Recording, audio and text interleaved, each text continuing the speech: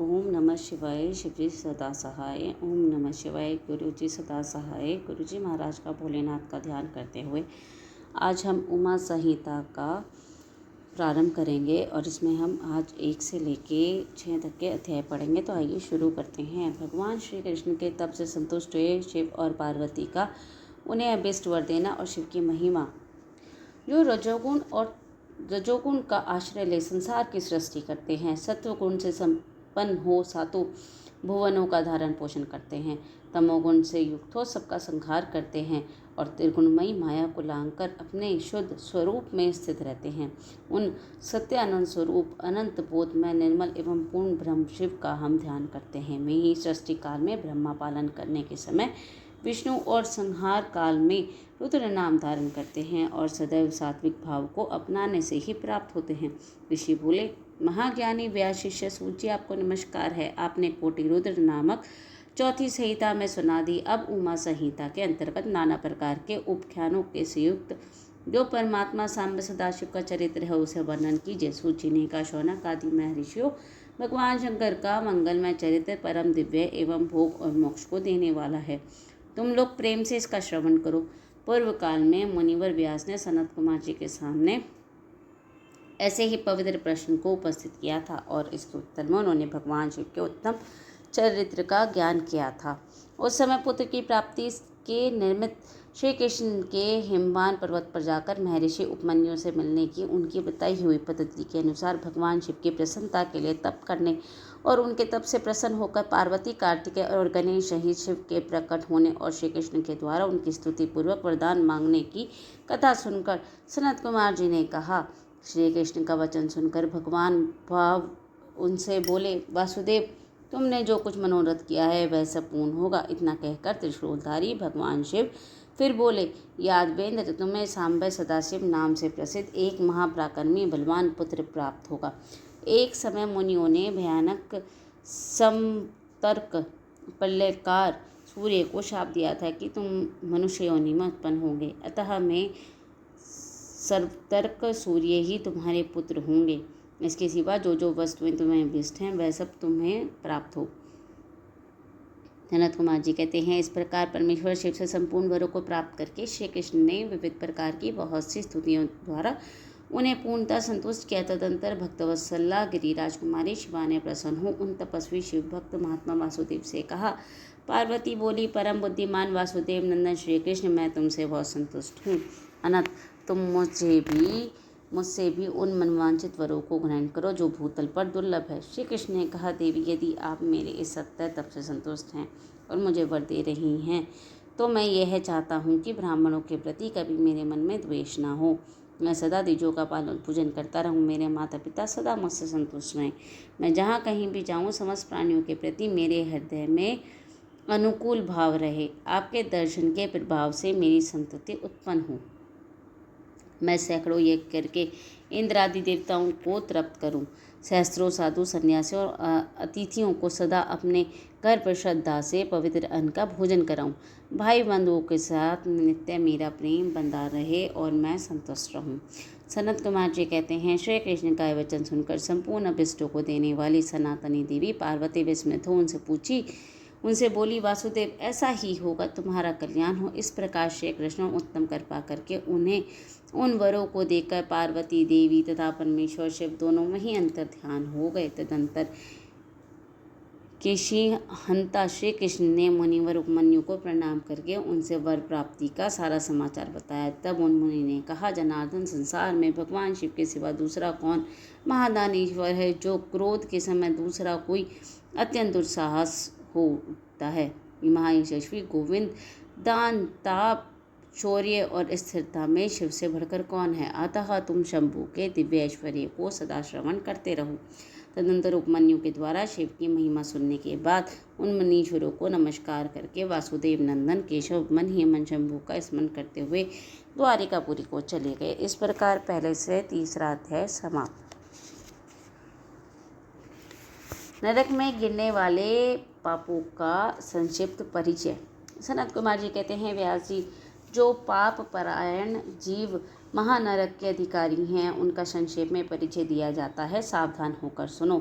पर स्त्री को प्राप्त करने का संकल्प, पराये धन को अपहरण करने की इच्छा, चित्त के द्वारा अनिष्ट चिंतन और न करने योग्य कर्म में प्रवृत्त होने का दुराग्रह, ये 4 प्रकार के मानसिक पाप कर्म हैं।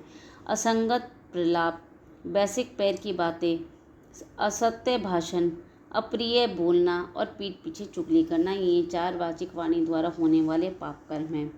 अभक्ष्य भक्षण, प्राणियों की हिंसा, व्यर्थ के कार्यों में लगना, दूसरों के धन को हड़प लेना, ये 4 प्रकार के शारीरिक पाप कर्म हैं। इस प्रकार ये 12 कर्म बताए गए जो मन, वाणी और शरीर इन तीनों साधनों से संपन्न होते हैं, जो संसार सागर से पार उतरने वाले महादेव जी से द्वेष करते हैं। वे सब के सब नरकों के समुद्र में गिरने वाले हैं, उनको बड़ा भारी पातक लगता है। जो शिव ज्ञान का उपदेश देने वाले तपस्वी की, गुरुजनों की और पिता तऊ आदि की निंदा करते हैं,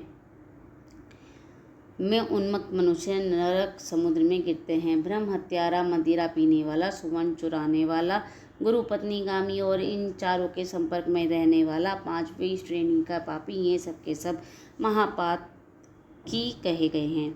जो क्रोध से, लोभ से, भय से, द्वेष से ब्राह्मण के वध के लिए महान मर्म वेदी दोष का वर्णन करता है, वह ब्रह्म हत्यारा होता है। जो ब्राह्मण को बुलाकर उसे कोई वस्तु देने के पश्चात फिर ले लेता है और जो निर्दोष पुरुष पर दोषारोपण करता है, वह मनुष्य भी ब्रह्म हत्यारा ही होता है।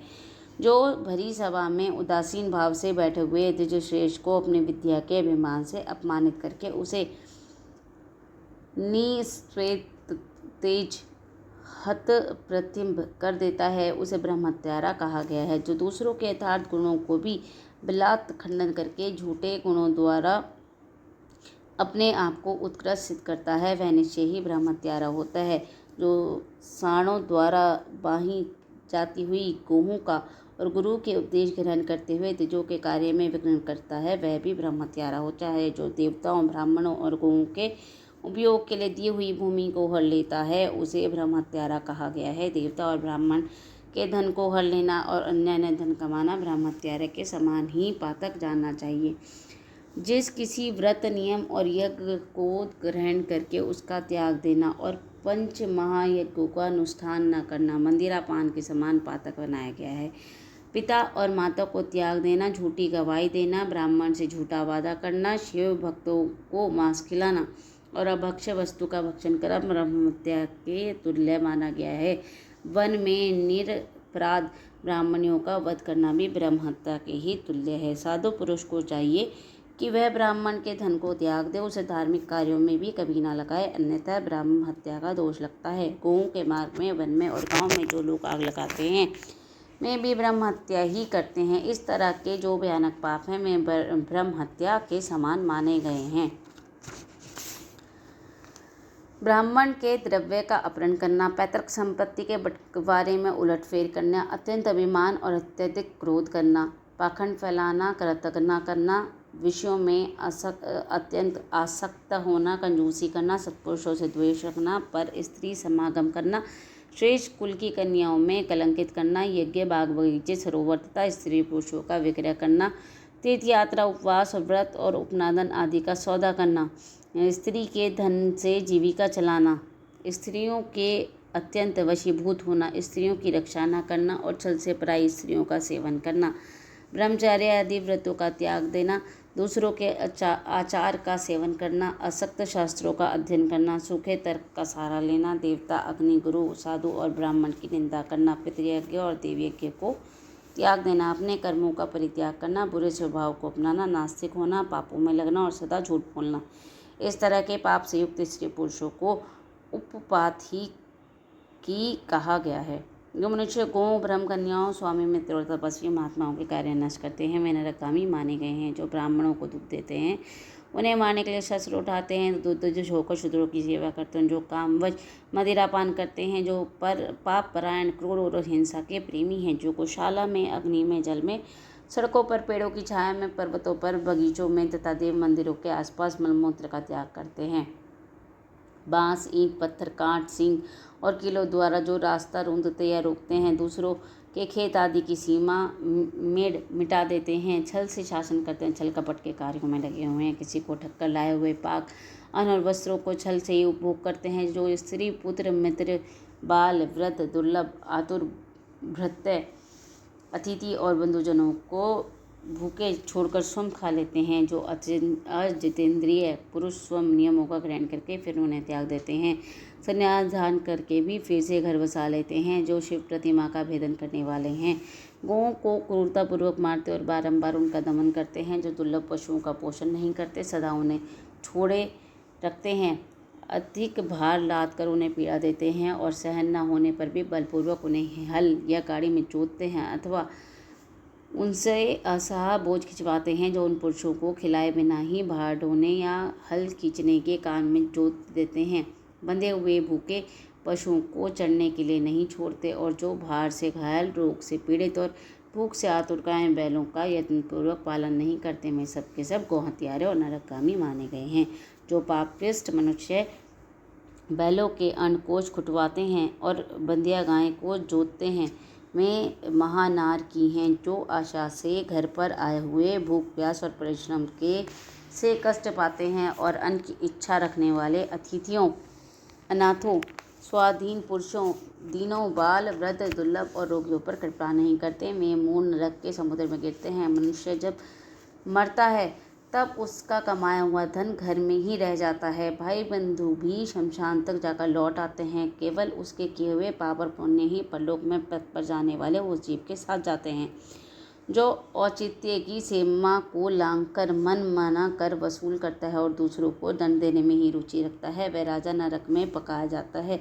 जिस राजा के राज्य में प्रजा घुसाखोरों अपनी रुचि के अनुसार कम दाम देकर अधिक कीमत का माल ले लाने वाले अधिकारियों और चोर डाकुओं से अधिक सताई जाती है, वह राजा भी नरकों में पकाया जाता है। पराई स्त्रियों के साथ व्यभिचार और चोरी करने वाले प्रचंड पुरुष को जो पाप लगता है, वह परगामी परिश्रीगामी राजा को भी लगता है। जो साधु को चोर और चोर को साधु समझता है और बिना विचारे ही निरपराध को प्राणदंड दे देता है, वह राजा नरक में गिरता है। जिस किसी पराये द्रव्य को सरसों बराबर भी चुरा लेने पर मनुष्य नरक में गिरते हैं, इसमें संशय नहीं है। इस तरह के पापों से युक्त मनुष्य मरने के पश्चात यातना भोगने के लिए नूतन शरीर पाता है, जिसमें संपूर्ण आकार अभिव्यक्त रहते हैं। इसीलिए किए हुए पाप का प्रायश्चित कर लेना चाहिए, अन्यथा 100 करोड़ कल्पों में बिना भोगे हुए पाप का नाश नहीं हो सकता। जो मन, वाणी, शरीर द्वारा स्वयं पाप करता, दूसरों से कराता और किसी के दुष्कर्म को अनुमोदन करता है, उसके लिए पाप गति नरक ही फल है। इस प्रकार 4 से 6 तक अध्याय समाप्त। पापियों और पुण्यात्माओं की यमलोक यात्रा। सनत कुमार जी कहते हैं, व्यास जी, मनुष्य 4 प्रकार के पापों से यमलोक में जाते हैं। यमलोक अत्यंत भयदायक और भयंकर है। वहाँ समस्त देहधारियों को विवश होकर जाना पड़ता है। कोई ऐसा प्राणी नहीं है जो यमलोक में ना जाते हों। किए हुए कर्मों का फल कर्ता को अवश्य भोगना पड़ता है। इसका विचार करो। जीवों में जो शुभ कर्म करने वाले सौम्यचित और दयालु हैं, में सौम्य मार्ग से यमपुरी के पूर्व द्वार को जाते हैं। जो पापी पाप कर्म परायण और दान से रहित हैं, में भयानक दक्षिण मार्ग से यमलोक की यात्रा करते हैं। मृत्युलोक से 86,000 योजन की दूरी लांघकर नाना रूप वाले यमलोक की स्थिति है, ये जानना चाहिए। पुण्य कर्म करने वाले लोगों को तो वह नरक निकटवर्ती सा जान पड़ता है, परंतु भयानक मार्ग से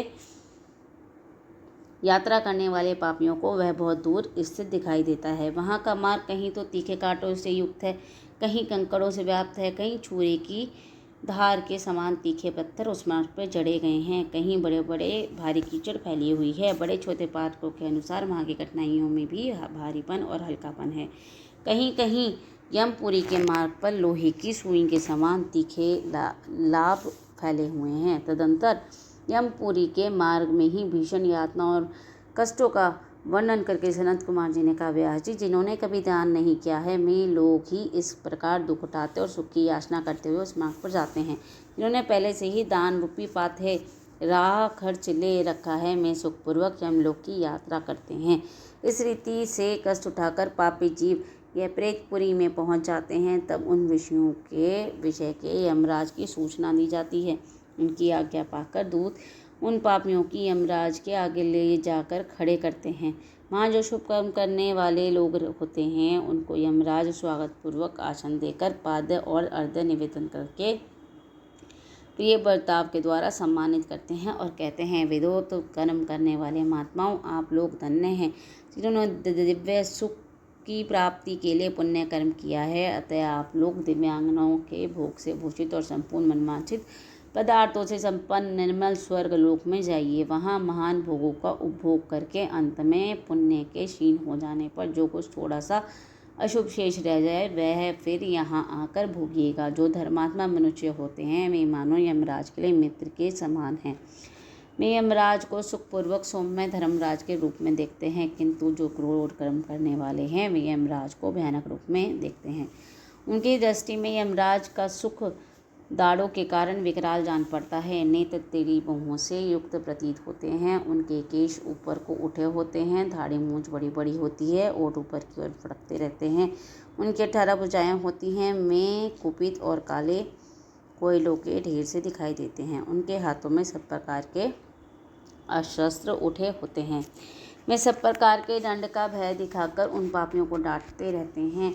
बहुत बड़े भैंसे पर आरु लाल वस्त्र और लाल माला धारण करके बहुत ऊंचे महामेरु के समान दृष्टिगोचर होते हैं। उनके नेत्र प्रज्वलित अग्नि के समान उदित दिखाई देते हैं। उनका शब्द प्रलय काल के मेघ की गर्जना के समान गंभीर होता है। वे ऐसे जान पड़ते हैं मानो महासागर को पी रहे हों, गिरिराज को निगल रहे हैं और मुंह से आग उगल रहे हैं।